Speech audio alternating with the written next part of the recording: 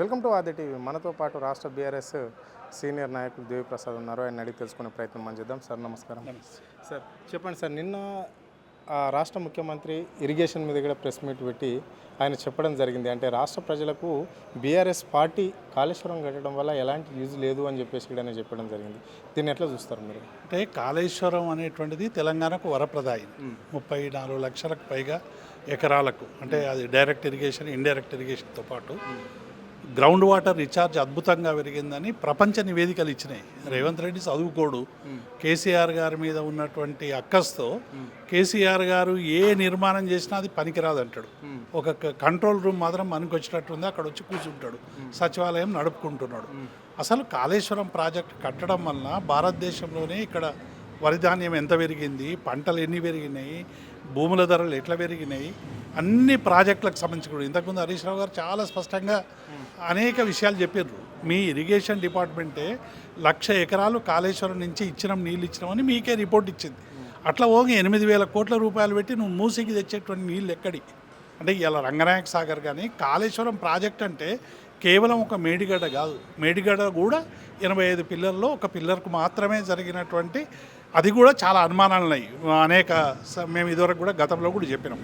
కాబట్టి ఈ 85 పిల్లర్లో ఒక పిల్లర్కు జరిగినటువంటి దాన్ని నువ్వు రిపేర్ చేయొచ్చు అని, ఓ రబ్బర్ డ్యామ్ కట్టి ఆ నీళ్లను లిఫ్ట్ చేయొచ్చు అని చెప్పినటువంటి ఇంజనీర్ల మీద ఏ చర్య తీసుకున్నావో ఇలా హరీష్ రావు గారు చెప్పారు. కాబట్టి కాళేశ్వరం ప్రాజెక్ట్ అంటేనే వరప్రదాయిని. రైట్. ఇక్కడ ఇంజనీర్ల ఆమోదం లేకుండానే ఇక్కడ ప్రాజెక్టు నిర్మించడం జరిగింది. ఈ ప్రాజెక్టు కాస్ట్ పెరిగింది కానీ ఏం విశాలం కావచ్చు, నీళ్ళు కావచ్చు, ఏది కూడా పెరగలేదు అని చెప్పేసి కూడా నిన్న కామెంట్ చేయడం జరిగింది. సెంట్రల్ వాటర్ కమిషన్ ఏదైతే 140 టీఎంసీలకు, గతంలో 16 టీఎంసీలు ఉన్నటువంటి నీటి స్టోరేజ్ని 140 టీఎంసీలకు పెంచి తెలంగాణ ప్రాంతానికంతా కూడా గోదావరి నీళ్ళు అందించాలని ఒక ఉన్నతమైనటువంటి ఆశయంతో కేసీఆర్ గారు రిడిజైన్ చేశాడు. ఈ రిడైన్ చేసిన సందర్భంలో 140 టీఎంసీలకు సంబంధించినటువంటి వాటర్ కావాలంటే అక్కడ ఉండేది 165 టీఎంసీలు అవైలబుల్. అందులో కూడా పైన ఉన్నటువంటి రాష్ట్రాలకు సంబంధించి వాళ్ళు ప్రాజెక్టులు కట్టకపోవడం వల్ల ఇవాళ 63 టీఎంసీలు వస్తున్నాయి. రేపు అక్కడ 100 టీఎంసీలే వస్తాయి. ఇక్కడ ఏది పెట్టినా కూడా ఫ్రూట్ఫుల్ రిజల్ట్ లేదని గతంలో చెప్పారు. కాబట్టి దాన్ని ఇక్కడికి మార్చి ఇవాళ అక్కడ 140 టీఎంసీలు అవైలబుల్ ఉన్న దగ్గర ప్రాజెక్ట్ నిర్మాణం చేసిండు కేసీఆర్ గారు డబ్బులు అందులో పోయలేదు. ఆ నీళ్ళన్నీ కూడా ఇవాళ తెలంగాణకు రావడం వల్ల ఇవాళ తెలంగాణ ఆత్మగౌరవం పెరిగింది, రైతులు ఆత్మహత్యలు తగ్గిపోయినాయి. ఇవాళ నువ్వు వచ్చినాక మళ్ళీ ఆత్మహత్యలకు పోతున్నారు రైతులందరూ కూడా. ఇవాళ కాళేశ్వరం ప్రాజెక్ట్ అనేటువంటిది నువ్వు వెంటనే రిపేర్ చేసి నీళ్ళు ఇచ్చేటువంటి అవకాశం ఉన్నా కూడా మేడిగడ్డ దగ్గర ఇలా లిఫ్ట్ చేయట్లేదు. 89,000 క్యూసెక్కులు పోతున్నాయని చాలా స్పష్టంగా చెప్పారు. మీరు నీళ్ళే లేవంటారు. 89,000 క్యూసెక్కులు పోతున్నాయి, దాదాపు 8 టీఎంసీలు పోతున్నాయి. రోజు 3 టీఎంసీలు ఎత్తిపోసుకుంటే ఇలా నీకు రంగనాయక సాగర్ కానీ, అనంత సాగర్ కానీ, లేకుంటే మిగతా ప్రాజెక్టులన్నీ కూడా కింద ఉన్నటువంటి ప్రాజెక్టులన్నీ కూడా నింపుకునేటువంటి అవకాశం ఉంది. అంటే రైట్, మీరు అన్నట్లుగానే ఇక్కడ నీళ్ళే లేవు, వర్షాలు పడతలేవు, నీళ్ళు ఎక్కడికి వెళ్ళి ఎత్తిపోయాలి. ఇప్పుడు ఆయన చెప్పాడు, ఊరు భాషలో కూడా మాట్లాడడం జరిగింది. అంటే ఒక నల్ల వస్తుందంటే బిందెలు నింపుకుంటాం, చెంబులు నింపుకుంటాం, కానీ అలాంటిది లేదు. బీఆర్ఎస్ వాళ్ళు నింపు అంటే కట్టుకొత్తాలని మాకు తెలియదా? ఎందుకు అలాంటిది కావాలని పబ్లిక్ దగ్గర మార్కులు కొట్టడానికి ఇట్లాంటి మాటలు మాట్లాడతారు బీఆర్ఎస్ నాయకులు అని చెప్పేసి కూడా మీ పైన విసురుకపడ్డాడు. రేవంత్ రెడ్డికి చెంబులు, కుండలు, లేకుంటే డ్రమ్ములు, టీఎంసీలు తెలియదు. ఆయనకు తెలిసిందలా సూట్ కేసు. ఆయన చరిత్ర అంతా సూట్ కేసుల చరిత్ర. కాబట్టి ఇవాళ కేసీఆర్ గారు చాలా స్పష్టంగా కానీ హరీష్ రావు గారు చెప్పారు, అక్కడ 89,000 క్యూసెక్కులు పోతున్నాయి, దాన్ని ఒడిసి పట్టి మీరు నీళ్లు తెచ్చుకోవచ్చు అనేటువంటి విషయాన్ని అక్కడ ఇప్పుడు లైవ్ స్ట్రీమ్ పెట్టి హరీష్ రావు గారు చూపించారు. హరీష్ రావు గారు ఏ చర్చకైనా సిద్ధం. ఎక్కడికి మేడిగడ్డకి రమ్మంటారా, కాళేశ్వరంకి రమ్మంటారా, అసెంబ్లీకి రమ్మంటారా, అమరవీరుల స్తూపానికి రమ్మంటారా, మీ జూబ్లీ ప్యాలెస్కి రమ్మంటారా, ఎక్కడికి రమ్మన్నా వస్తానని హరీష్ రావు గారు చెప్పాను. హరీష్ రావు గారిని పిలవండి, సాధారణంగా పిలిచి నీటిపారుదల శాఖ మంత్రిగా ఆయన అనేక విషయాలు చెప్పిండు, వాటిని నిరూపించడానికి రెడీగా ఉన్నాడు. ఇలా మీరు చెప్పేటి అన్నీ కూడా ప్రతిదీ అబద్ధమే. అబద్ధాల పునాదుల మీద మీరు తెలంగాణ పరిపాలన చేయదలుచుకున్నారు. ఎందుకంటే ఏ ఒక్కటి కూడా ఇప్పటి వరకు ఇచ్చినటువంటి హామీలు అమలు చేయనటువంటి నేపథ్యంలో పెద్ద ఎత్తున ప్రజల నుంచి వస్తున్నటువంటి ఆగ్రహాన్ని మీరు ఫ్రస్ట్రేషన్ గురై ఇటువంటి మాటలన్నీ కూడా మాట్లాడుతున్నారు. మీరు అంటున్నారు పంపు సెట్లు కట్టినాము, లేకుంటే బ్యారేజీలు కట్టినామని చెప్పేసి బీఆర్ఎస్ నాయకులు కాళేశ్వరం మీద. అంటే అవి అన్ని కమిషన్ల గురించి కట్టినాయి అని చెప్పేసి కూడా ఆయన చెప్పడం జరుగుతుంది. ఒక్క ఎకరం కూడా అంటే బీఆర్ఎస్ పార్టీ కట్టిన ఈ కాళేశ్వరం ప్రాజెక్టు వల్ల ఒక రైతు కూడా ఒక ఎకరం నీళ్లు కూడా పారించుకోలేడు అని చెప్పేసి కూడా కాంగ్రెస్ వాళ్ళు ఫస్ట్ నుంచి చెప్తున్న మాటలు ఇవి. నిన్న కూడా ముఖ్యమంత్రి లాస్ట్కు మళ్ళీ అదే మాట కూడా మాట్లాడడం జరిగింది. ఇప్పుడు మూసీ కట్టడం కమిషన్ల గురించే, అట్లాగే కొడంగల్ నారాయణపేట ప్రాజెక్టు కట్టడం కమిషన్ల గురించే, నువ్వు అక్కడెక్కడో దేవాలయం కట్టడం కూడా కమిషన్ల గురించే, మీరు ఈ హైడ్రా కూలగొట్టుడు కమిషన్ల గురించే, నీ పరిపాలన అంతా కమిషన్లు, నీ కమిషన్లు తప్ప ఇంకొకటి తెలియదు. ఇప్పుడు ప్రాజెక్టులు ఆ ప్రాజెక్టులు కట్టిన పొంగులేటి నీ దగ్గరనే ఉన్నాడు కదా, ఆయన అడుగు కమిషన్లు అంటే ఏంది, ఎవరికి ఎన్ని ఇచ్చిండు చెప్తాడు. నేను ఏమంటున్నా, ఒక ప్రాజెక్టులో ఎస్ఎస్ఆర్ మారడం వల్ల ప్రతి సంవత్సరం రేట్లు పెరుగుతాయి. ఆ రేట్లు పెరిగి సిమెంట్ రేట్లు పెరగడం, ఉసుక రేట్లు పెరగడం, లేకుంటే కంకర్ రేట్లు పెరగడం, లేకుంటే అనేక సమస్యల వల్ల అట్లాగే ల్యాండ్ ఎక్విజిషన్ రేటు కూడా గణనీయంగా పెరగడం. మీరు 2 లక్షల రూపాయలు ఎకరానికి పెట్టుకుంటే 12 నుంచి 16 లక్షల రూపాయలు మేము 23 జీవో ప్రకారం ఇచ్చేటువంటి ప్రయత్నం చేసాం. కాబట్టి ఈ రేట్లన్నీ పెరిగినటువంటి సందర్భంలో ప్రాజెక్ట్ ఎస్కల్ అయింది. మన నాగార్జున సాగర్ ప్రాజెక్టు అప్పుడు మీరు కట్టినప్పుడు 43 కోట్ల నుంచి 4,300 కోట్లు ఎట్లా పోయింది, శ్రీశైలం ఎట్లా పోయింది, లేకుంటే జూరాల, మీరు ఏ ప్రాజెక్ట్ అయినా తీసుకోండి, భారతదేశంలో ఇన్ టైంలో కట్టినటువంటి ప్రాజెక్ట్ లేవు. ఇలా భారతదేశంలో అన్నిటికంటే అంత తక్కువగా కట్టినటువంటి ఏకైక ప్రాజెక్టు కాళేశ్వరం ప్రాజెక్ట్. అన్నిటికంటే తక్కువ అంచనాలకి రెట్టింపు అయినటువంటి ప్రాజెక్టు కూడా కాళేశ్వరం ప్రాజెక్టే. కాబట్టి ఇవన్నీ కూడా ప్రజలు ఏమడుగుతున్నారు, రేవంత్ రెడ్డి నువ్వు అవినీతి ఉంటే ఇంకోటి ఉంటే ఎంక్వైరీ చేసుకో, ఘోష్ కమిషన్ వేసినావు, రిపోర్ట్లు తీసుకో, ఏమైనా తీసుకో, కానీ ఇలా ప్రజలు నీళ్ళు కావాలని అడుగుతున్నారు. నీళ్ళు ఇస్తావా లేదా చెప్పాలని మేము డిమాండ్ చేస్తాం. ఇక్కడ కాళేశ్వరమే కూలేశ్వరం అని చెప్పేసి కూడా అన్నారం మేడిగడ్డ అయితే డ్యామేజ్ అయిపోయింది. అన్నారం శుద్ధిలో ఉంటే ఏముంటుంది, దాని నుంచే కదా వచ్చేది నీళ్ళు. కాబట్టి ఇవన్నీ డ్యామేజ్ అయినాక ఎట్లా నీళ్ళు ఎత్తిపోయాలి, ఎందుకు పెట్టాలి, ఇది కమిషన్ ప్రాజెక్ట్ కాబట్టి ఎక్కడి నుంచి నీళ్ళు తేవాలి అని చెప్పేసి ఇక్కడ రాష్ట్ర ముఖ్యమంత్రి చేస్తున్న వ్యాఖ్యలు. ఎందుకు కాళేశ్వరం పేరు చెప్పుకొని ఇంత కమిషన్లు ఎందుకు ప్రజల సొమ్ము సంపాదించుకున్నారు బీఆర్ఎస్ నాయకులు అంటున్నాడు. అంటే గతంలో ఏ ప్రాజెక్టు కూడా కూలిపోతే దాన్ని రిపేర్ చేయలేరా, చేస్తే ఉపయోగం ఉందా లేదా? ఇప్పుడు డెఫినెట్గా సాంకేతికపరమైన లోపాలు వచ్చినప్పుడు ఎక్కడైనా మానవ తప్పిదం జరిగినా, సాంకేతికపరమైనటువంటి సమస్యలు వచ్చినా ఆ సమస్యలు ఏంటివని తెలుసుకొని వాటిని రిపేర్ చేసేటువంటి ప్రయత్నం సంవత్సరాల చరిత్ర మనకు నీటిపారుదల చరిత్ర ఉంది.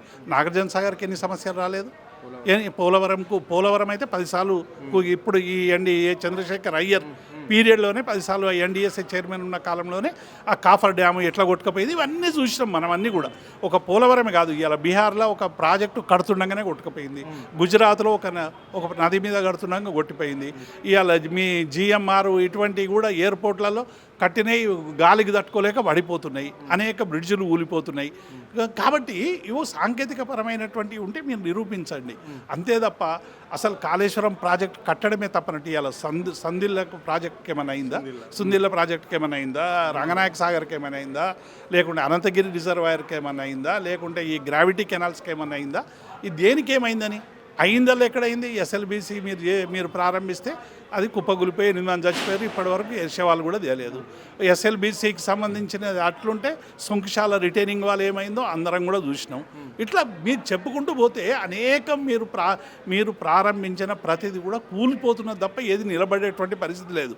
కాబట్టి మీకు కమిషన్లు అనేటువంటివి మీ కళలు వస్తాయి. ఈ డబ్బులు కమిషన్లు అనేటువంటిది కాంగ్రెస్ సంస్కృతి తప్ప టీఆర్ఎస్ పార్టీ తెలంగాణ ప్రజల ఆకాంక్షల కోసం ఉద్భవించినటువంటి పార్టీ, వాటి ఆకాంక్షల అమలు కోసం తపన పడ్డటువంటి పార్టీ. రేయింబగళ్ళు కష్టపడి కేసీఆర్ గారు 24 గంటలు మేధోమదనం చేసి నీళ్ళు ఇవ్వాలని తపనతో తెచ్చినటువంటి ప్రాజెక్టుల మీద ఇంత అక్కసు చేయడం అనేటువంటిది ఇది మంచిది కాదని మేము రేవంత్ రెడ్డి గారికి చెప్తాం. ఇక్కడ మంత్రము ఉత్తమ్ కుమార్ రెడ్డి అంటున్నాడు, సుందిల్ల ప్రాజెక్టు నుంచి ఎల్లంపల్లి ప్రాజెక్టుకు నీళ్లు తరలించే అవకాశం ఉంది అని ఆయన అంటున్నాడు. మరి ఇన్నేమో కూలిపోయింది అంటున్నాడు రాష్ట్ర ముఖ్యమంత్రి. దీన్ని ఎట్లా చూడాలి, ప్రజలు ఏమనుకోవాలి? అసలు మంత్రి ఒక మాట మాట్లాడితే ముఖ్యమంత్రి ఇంకో మాట మాట్లాడుతున్నాడు. ఇప్పుడు అరుణ్, మనం పోదాం, అన్ని ప్రాజెక్టులు చూద్దాం. ఏ ప్రాజెక్టు కూలిపోలేదు, ఏ ప్రాజెక్టు కొట్టుకపోలేదు, 99% ఇంటాక్ట్గా ఉంది కాళేశ్వరంలో. కాబట్టి ఇవన్నీ కూడా ఎట్లా అంటే కేసీఆర్ మీద బురద చల్లాలి, హరీష్ రావు మీద బురద చల్లాలి, కేటీఆర్ మీద. ఎందుకు బురద చల్లాలంటే ఇక మేము అధికారంలోకి రామని తేలిపోయింది. ఒక దిక్కు కేటీఆర్ గారు, ఒక దిక్కు హరీష్ రావు గారు, కేసీఆర్ గారు ఒక మిసైల్స్ లాగా కాంగ్రెస్ పార్టీ చేస్తున్నటువంటి ప్రజా వ్యతిరేక విధానాలను ప్రజల్లో చొచ్చుకొని పోతున్నారు. కాబట్టి ఈ అట్నుంచి ముప్పేట దాడి జరుగుతున్నది నా మీద. కాంగ్రెస్ పార్టీ ఇక బతికి బట్టగట్టదు. కాబట్టి ఇక ఎట్లా ఎదుర్కోవాలి కాబట్టి ఈ ముగ్గురిట్లో ఏదో ఒకటి చేయాలని చెప్పి హరీష్ రావు గారిని ఒకసారి, కేటీఆర్ గారిని ఒకసారి, కేసీఆర్ మీద ఒకసారి, మీ తిట్ల పురాణంతో నువ్వు చెయ్యలేవు. ఇంకా నీ మీద నీ ప్రజా వ్యతిరేక విధానాల తీవ్రత ఎంత ఉంటే మా దాడి కూడా అంత తీవ్రత ఉంటుంది. రైట్. ఇక్కడనేమో గతం నుంచే ఇక్కడ కాంగ్రెస్ గవర్నమెంట్ అధికారంలో ఉన్నప్పుడే గత ఉమ్మడి ఆంధ్రప్రదేశ్లో తమ్మిడెట్టి ప్రాజెక్టుకు పర్మిషన్లు తీసుకొచ్చినాము అని చెప్పేసి ఈ రాష్ట్ర ముఖ్యమంత్రి చెప్తున్నాడు. మీరేమో బీఆర్ఎస్ వాళ్ళు 10 సార్లు పోయినాము, ఒక మంత్రిగా మీ హరీష్ రావు పోయినా అని చెప్తున్నాడు. ముఖ్యమంత్రిగా ఉండి కేసీఆర్ కూడా పోయిండు. అక్కడ ఉండే కాంగ్రెస్ మంత్రి, అప్పుడున్న కాంగ్రెస్ మంత్రిని కలిసినాం. మళ్ళీ అధికారం మారినాక బీజేపీ మంత్రిని కలిసినాం. అవసరమై డైరెక్ట్గా అక్కడ ఉండే ముఖ్యమంత్రిని కూడా తెలంగాణ ముఖ్యమంత్రి కేసీఆర్ పోయి కలిసిండు అని చెప్పేసి కూడా బీఆర్ఎస్ నాయకులు చెప్తున్న చరిత్ర. కానీ ఇక్కడనేమో ఆయన ఏమంటాడంటే గతంలో తమ్మిడెట్టి ప్రాజెక్టు కాంగ్రెస్ గ్రీన్ సిగ్నల్ ఇచ్చింది, అక్కడ ఒప్పించి మెప్పించి తెచ్చినాం అంటున్నాడు. మరి ఇప్పుడు తమ్మిడిహట్టికి సంబంధించిన పర్మిషన్ ఆల్రెడీ తెచ్చి ఉంటే మళ్ళీ అపాయింట్మెంట్ ఎందుకు అడుగుతున్నావు? కిషన్ రెడ్డి అపాయింట్మెంట్ ఇస్తలేడని ఎందుకు అంటున్నావు? ప్రాజెక్టు కట్టుకోరా, అది ఎవడొద్దానని నేను అంటే కట్టి తీరుతా అన్నావు కదా, మరి అనుమతి ఉన్నదని చెప్తున్నావు కదా, మళ్ళీ అనుమతి కోసం ఎందుకు గెలుస్తా అంటున్నావు? ఇక్కడనే తేలిపోతుంది కదా. నువ్వు కాంగ్రెస్ ఇక్కడున్నా కేంద్రంలో ఉన్న పర్మిషన్ల కోసం మీరు ప్రయత్నం చేయలేదు. మొబిలైజేషన్ అడ్వాన్స్ను దొబ్బడానికి ఒకటి తెలంగాణ ప్రాజెక్ట్ ఇస్తున్నామని చెప్పి పేరు మీద 10% తట్టడి మట్టి వేయకుండానే 2,000 కోట్ల రూపాయలు దొబ్బి తిన్నారు మొబిలైజేషన్ అడ్వాన్స్ల పేరు మీద. మీరు పర్మిషన్ల కోసం ప్రయత్నం చేయలేదు, మీరు ఎక్కడ కట్టాలనేది నిర్ణయించలేదు, ఏమి చేయకుండానే కాలువలు దవ్వుదామని ప్రయత్నం చేశారు.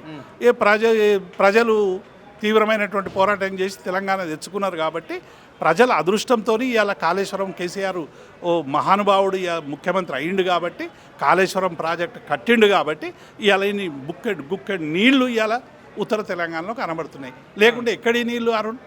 మనకు నీళ్లు తాగడానికి నీళ్ళకి ఇబ్బంది, సాగునీటికి ఇబ్బంది, పారిశ్రామిక అవసరాలకు ఇబ్బంది. మరి ఇన్ని నీళ్లను తీర్చితే మీరు ఎక్కడైనా ఒక సమస్య ఉంటే సమస్య పరిష్కరించుకో, అంతే తప్ప నువ్వు రోజు కేసీఆర్ను తిట్టడం వలన తిట్ల వరదతోనే కాళేశ్వరం నిండదు, గోదావరి నీళ్లతో నిండాలి. కాబట్టి రిపేర్ చేయమని చెప్పి మేము డిమాండ్ చేస్తాం. చివరిగా చెప్పండి, మీ మాజీ మంత్రి హరీష్ పైన కూడా ఆయన ఇష్టానుసారంగా మాట్లాడడం అనేది జరిగింది, ఆయన బాడీ లాంగ్వేజ్ని కూడా సంబోధించడం అనేది జరిగింది. ఆయన ఈ రోజు ఇక్కడ నుంచి ప్రెస్ మీట్ పెట్టి తెలంగాణ భవన్ నుంచి ఆయన కూడా ఒక సవాల్ విసిరడం జరిగింది. ఏంది, నాకు 2 లేదా 3 నెలలు నాకు అవకాశం ఇస్తే నీళ్ళు ఎట్లా తీసుకురావాలో నేను చెప్తాను అని చెప్పేసి అంటున్నాడు. మరి రాష్ట్ర ముఖ్యమంత్రి ఈ విషయంలో ఏమన్నా అటు ఇటు ఉంటాడని మీరు అనుకుంటారా? రేవంత్ రెడ్డి సూర్యుని మీద ఉమేయాలని చూస్తున్నాం. ఉమేస్తే ఎవరి మీద పడుతుంది? తన మీదనే పడుతుంది. ఇవాళ హరీష్ రావు మీద తిట్లు తిడితే నీ వెనక వీపు నుంచి 20 తిట్లు పడతాయి. నువ్వు రైతు బంధు ఇస్తలేవనే తిట్లు పడుతుంది, డిఏలు ఆపుతున్నావని తిట్లు పడుతుంది, రుణమాఫీ ఎగ్గొట్టినవని తిట్లు పడతారు, కేసీఆర్ కిట్ ఎగ్గొట్టినవని తిట్లు పడుతుంది, దళిత బంధు బంద్ చేసినవని తిట్లు పడతాయి. ఇట్లా ఎన్ని తిట్లు, నీకు ఫీజు రియంబర్స్మెంట్ కోసం ఎన్ని తిట్లు తిట్టాలి నిన్ను? కాబట్టి డిక్షనరీలో ఉన్న తిట్లన్నీ నీకే తిట్టాల్సి వస్తుంది. కాబట్టి హరీష్ రావు గారిని ఒక్కటంటే ఒక్కసారి వెనక్కి చూసుకో. హరీష్ రావు గారు ఇవాళ అద్భుతమైనటువంటి ఒక రాజకీయ నాయకుడు, కేసీఆర్ చేతిలో మలచబడినటువంటి ఒక అద్భుత సైనికుడు, ప్రతి సమస్యను అర్థం చేసుకొని ఆ సమస్యకు ఒక పరిష్కారం చెప్పేటువంటి నాయకుడు, ప్రజా సమస్యల్ని నిరంతరం ఎత్తిపెట్టేటువంటి ఒక గొప్ప నాయకుడు. నువ్వు హరీష్ రావును పట్టుకొని హరీష్ రావుకు ఉన్నటువంటి విజ్ఞానంలో ఒక 2% విజ్ఞానం నీకున్నా ఇలా కాళేశ్వరం రిపేర్ చేసేటివి. ప్రజా సమస్యల పట్ల నీకు సోయి లేదు, ప్రజల పట్ల బాధ లేదు, రైతుల కన్నీళ్ళ పట్ల నీకు కనికరం లేదు. కాబట్టే నువ్వు హరీష్ రావుని తిడుతున్నావు. హరీష్ రావు నీటిపారుదల శాఖ మంత్రిగా పోయి అక్కడ పడుకొని 24 గంటలు పడుకొని ప్రాజెక్టు నిర్మాణంలో ఆయన శ్రమ ఉన్నది. కాళేశ్వరం ప్రాజెక్టు కావచ్చు, రంగనాయక సాగర్ కావచ్చు, ఇంకోటి కావచ్చు, ఏదైనా కావచ్చు. ఇలా కాళేశ్వరం ప్రాజెక్టు నిర్మాణంలో కేసీఆర్ గారు చెప్పిన ప్రతి పనిని హరీష్ రావు గారు చేసి నిరూపించిండు. ఆయన మా పార్టీకి అంది వచ్చిన ఒక ఆనిముత్యం. ఇవాళ మా పార్టీ ఇవాళ ఇట్లా మేము ప్రతిపక్షంలోకి వచ్చిన మా కేటీఆర్ హరీష్ రావు గారు ఇద్దరు ఉండడం వల్ల ఇవాళ మొత్తం పార్టీ నిర్మాణం అంతా కూడా ఇవాళ 60 లక్షల మందిలో ఏ ఒక్కడు కూడా పోతే ఒక 10 మంది ఎమ్మెల్యేలు పోయినరు. 59,99,990 మందిమే అందరం వెంటనే ఉన్నాం, ఆ 10 మంది తప్ప. దాని గొప్పతనం ఎవరిది? కేటీఆర్ది, హరీష్ రావు గారిది. కేటీఆర్ గారు సిరిసిల్ల నుంచి సిలికాన్ వ్యాలీ వరకు ప్రజల్ని మెప్పించగలిగే నాయకుడు ఉన్నాడు మాకు. హరీష్ రావు గారు ఎక్కడికి పోయినా ఆ సమస్యను అర్థం చేసుకొని ప్రజల పక్షాన్ని నిలబడి పోరాడేటువంటి నాయకుడు. ఈ నాయకులను పట్టుకొని తిట్టడం వల్ల నువ్వు గొప్పోని అవుతావేమో, హరీష్ని తిట్టడం వల్ల రోజు గొప్పోడిని అయిపోతా అని అనుకుంటున్నావు. తిట్టడం వల్ల గొప్పని అవుతున్నావు అనుకున్నావు, ఒకసారి పొగిడి చూడు, అంతకంటే గొప్పడు అవుతావు అని చెప్పి నేను చెప్తున్నాను. Okay right, thank you. ఇది పరిస్థితి. అంటే ఇక్కడ కాళేశ్వరం కూలేశ్వరం అనడం చాలా రాంగ్ అని చెప్పేసి కూడా వారు చెప్పడం అనేది జరిగింది. ఎందుకంటే ఇక్కడ తెలంగాణ ప్రజలకు జీవన నది అది కాళేశ్వరం ప్రాజెక్టే అని చెప్పేసి కూడా ఆయన స్పష్టంగా చెప్పడం జరిగింది. అప్పుడున్న ఇరిగేషన్ మంత్రిని హరీష్ రావును టార్గెట్ చేయడం అంతకంతకు మంచిది కాదు రేవంత్ రెడ్డికి అని చెప్పేసి కూడా ఆయన స్పష్టంగా చెప్పడం జరిగింది. ఒకటి హరీష్ రావు ఈరోజు చేసిన సవాల్కు ఒప్పుకుంటే ఒక 2 నెలలు ఆయనకు ఒక మంత్రిగా 2 నెలల అవకాశం ఇస్తే తెలంగాణ మళ్ళీ సస్యశ్యామలంగా చేసి మీ చేతిలో పెడతాడు అని చెప్పేసి కూడా ఆయన స్పష్టంగా చెప్పడం జరిగింది. బూతులు మానేసి ఇక్కడ ప్రజలకి ఎలాంటి ఆర్థికంగా కావచ్చు, లేకుంటే ఏ సమస్యలతో ఇబ్బందులు పడుతున్నారు, రైతులు ఏం పడుతున్నారు, ఉద్యోగస్తులు ఏం పడుతున్నారు, నీ 6 గ్యారెంటీల ముచ్చటేంది, యావత్ ప్రజలకు ఇచ్చిన హామీలు ఏంటి, అవిటిని అమలు చేస్తే బాగుంటుంది అని చెప్పేసి కూడా ఇక్కడ నుంచి హెచ్చరించడం జరిగింది. కెమెరా పర్సన్ ప్రవీణ్ తో అరుణ్, ఆద్య టీవీ, హైదరాబాద్.